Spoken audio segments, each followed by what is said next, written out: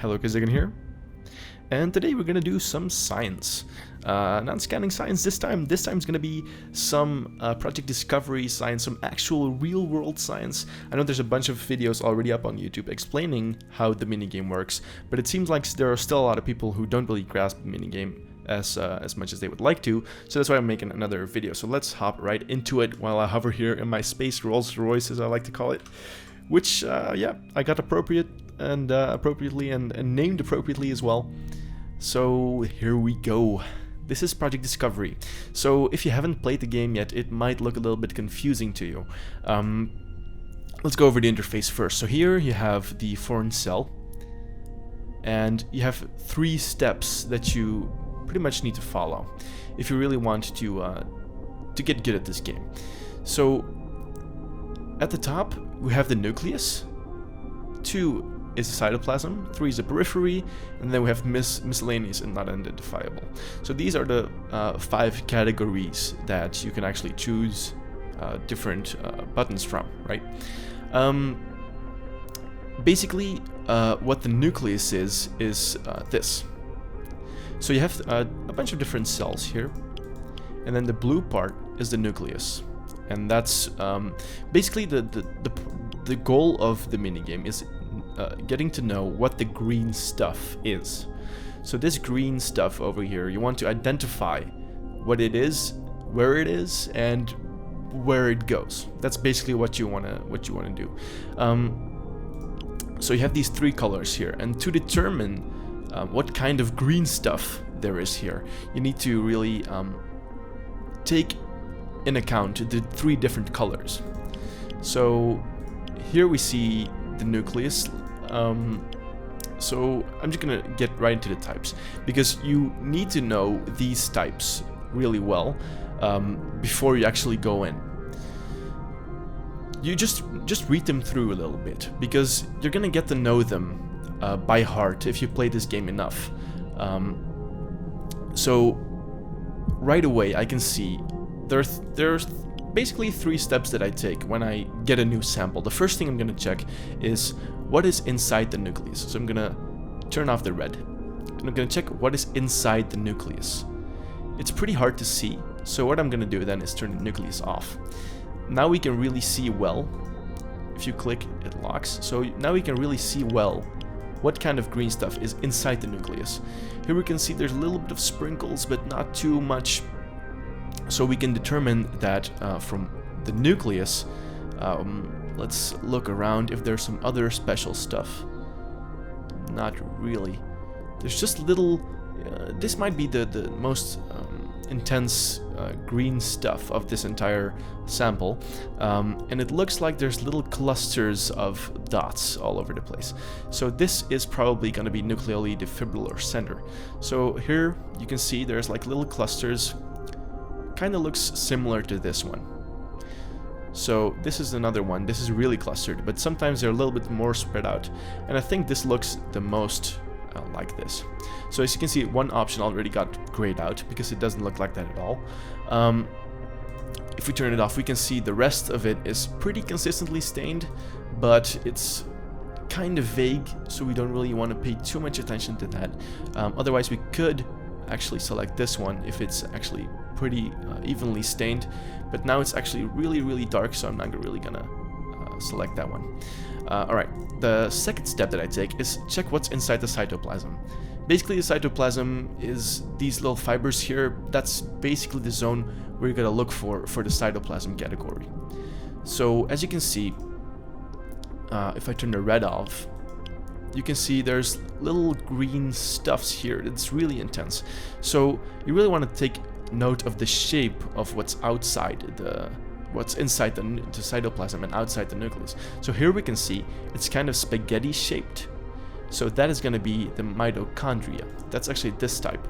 So there are a bunch of types here. You have cytoplasm, that's kind of just little dots. They're pretty intense. Then you have rods and rings. You have the microtubule ends. These are all kind of different types.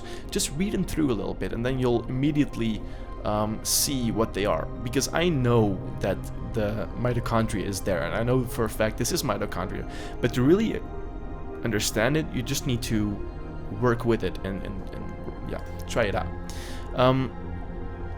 So it's mitochondria, definitely.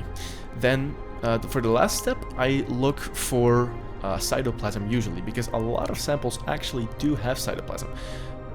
Do note that a lot of people right now are choosing cytoplasm for a lot of different things, because it's pretty broad, it's pretty general. It could be a lot of things. People, for example, might think this is cytoplasm because it's kind of that, but it's kind of cut off, so they don't really know, right? But this is definitely mitochondria because it's really not dots, and it's kind of wiry, right? So, and then you can see the rest of the cell is kind of filled up.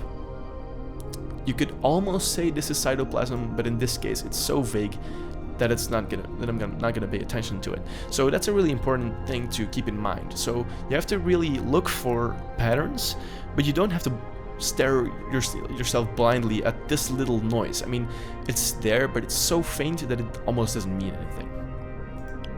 So we got the cytoplasm covered, and then we look at the periphery. So the periphery is really the zone that's outside this red zone over here, like the edge of the red zone. That's the periphery. And as you can see here on the periphery, there's really not too much going on. You can see a little bit of strands here, actually. If I look very closely, you can see, but you know, sometimes it's hard because this could still be part of the mitochondria. But as you can see, like the focal adhesions, those are really clear. You can see right there, that's really intense. That's like really at the ends of the focals, or whatever you call it. So if it was really intense green over here, probably I would have picked focal adhesions, right? And then here you have these cell junctions, which is usually, if there's like an intense green over here, I would have picked cell junctions. Or for example, there's the plasma membrane. That is really clear because you can really see right there the kind of a CCP dev actually called this fingering. So kind of like almost like little fingers coming out of the periphery really intensely. But in this case, that's not the case. So I think the only two things that I'm gonna choose here are mitochondria and the fibrillar center nucleoli, because I can see them there a little bit. It's almost too faint to even choose that, in my opinion, but let's take another closer look. I don't really see any other things. One thing you also need to really look out for, which is something you're immediately gonna see, is the cytoskeleton bridge. That's often forgotten, but that's, you know, it's really intense. You can see it right there. It's just really intense. You can immediately tell if there's one there or not, usually. I almost saw one here because it's really intense, but this is not a bridge for sure because it doesn't really connect two different cells, it seems at first glance. So let's submit. So that's kind of my thought process behind how I analyze the samples. Apparently a lot of people, like nobody, thought it was nucleoli because it's kind of too faint. Like I said, it's almost too faint, so in retrospect I probably shouldn't have checked that because it's a little bit too faint. But then again, you know, a little bit of detail is still, it's kind of hard sometimes to judge if you should check something or not, because sometimes it's like you really have to compare if you want to go really detailed or if you want to get just more of a broader view of the most intense parts of your cell.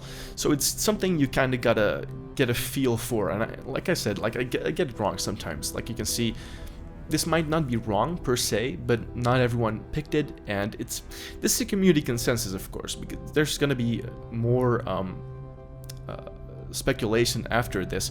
So there's always a definitive analysis, and that actually determines if you get a change in your status. For example, here I got something wrong, and then here's no change, and these are still pending, for example, right? So let's continue to the next one. Let's do another one.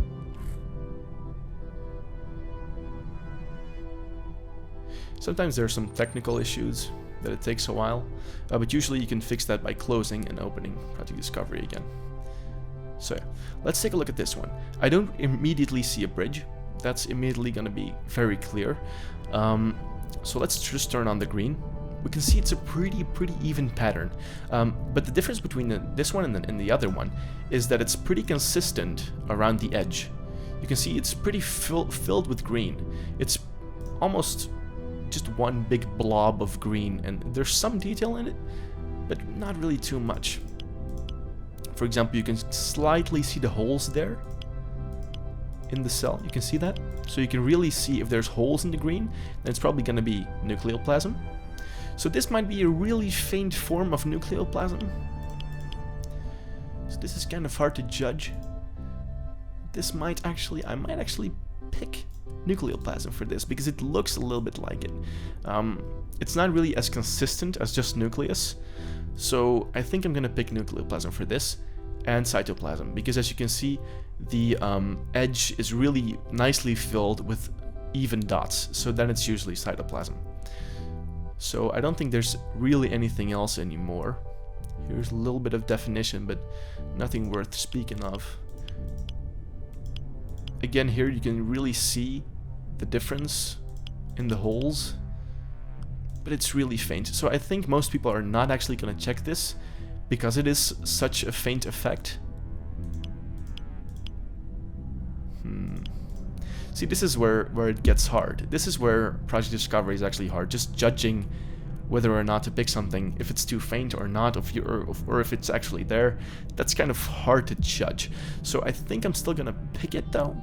So, and then we have cytoplasm. I don't really see anything else, so let's submit this. I'm really trying to transmit my thought process behind it. Yeah, as you can see, most people didn't really pick it and went for the even, but probably the best pick here would have been to just pick nothing here because it's way too faint, but it's definitely not this either. It's definitely not good to pick this one either because it's definitely not even. You can definitely see holes in there. So probably the best bet in this case would have been to not actually check that one. And then people said in the periphery here, they saw a plasma membrane. I see where they're going with this, probably here there's a little bit, but I don't think this is actually plasma membrane. It might be a really, really faint form. But as you can see, if there's plasma membrane, it's usually a lot more intense, as you can see there. So you can say there's a little bit of fingering here and there, but it's very, very faint. So probably the best one would have been to just pick cytoplasm. But the thing about cytoplasm then again is that cytoplasm doesn't fill the nucleus. So they probably wanted to pick something in the nucleus, and they probably thought the closest thing in the nucleus was this one. But I kind of disagree. I think nucleoplasm actually fits more here. So that's kind of a weird thing. An exception, right? Let's do another one. There we go. This is interesting. You can see if you see something really intense in the entire sample, it's best to just zoom in on that immediately because that's going to be worth it the most. So let's just turn on the green. All right, so we can see again a pretty even distribution across a cell of speckles. Again, this is going to be cytoplasm. I see a lot of people picking cytoplasm for a lot of things, but this I think is definitely cytoplasm. And then these dots here, those are really defined. Let's see how they come across. See? Now we see, if we turn off the green, we see 3 little holes here in the nucleus. And we see that the green, if we turn on the green, there's clearly 3 dots there. So this is definitely gonna be nucleoli. So this is gonna be just small circles, which are really defined, as you can see here, really defined circles. But they also have holes in the nucleus, overlapping with holes in the blue marker, is what they're saying here, which is exactly this. So I'm gonna definitely pick that one. So I'm gonna pick cytoplasm and this one. I don't really see any other things because there's a bunch of things you could choose, but I don't really see any other ones. Let's turn on everything just to check one last time. This don't think is anything special. Let's see. That's just a part of the cytoplasm, I think. It's not really an intense difference, so I'm just gonna submit here and see what the other people thought. Oh, this actually hasn't been analyzed by anyone yet, so I'm the first to analyze this one. So I hope you can see kind of my thought processes here. Just taking a look, just globally, how it looks like. If you see any really intense things, then turn on the green solely. Then you can see this is again cytoplasm, because if you can see, there's a really even staining around the nucleus within the red marker. You can see the staining is very uniform across the entire cell. So that is definitely cytoplasm. And then let's turn off the red. Let's see if there's anything really standing out here. I don't really see anything standing out specifically. And the cells, the nucleus, the nuclei are pretty evenly stained, so I'm definitely going to pick this one and cytoplasm. That's probably going to be it.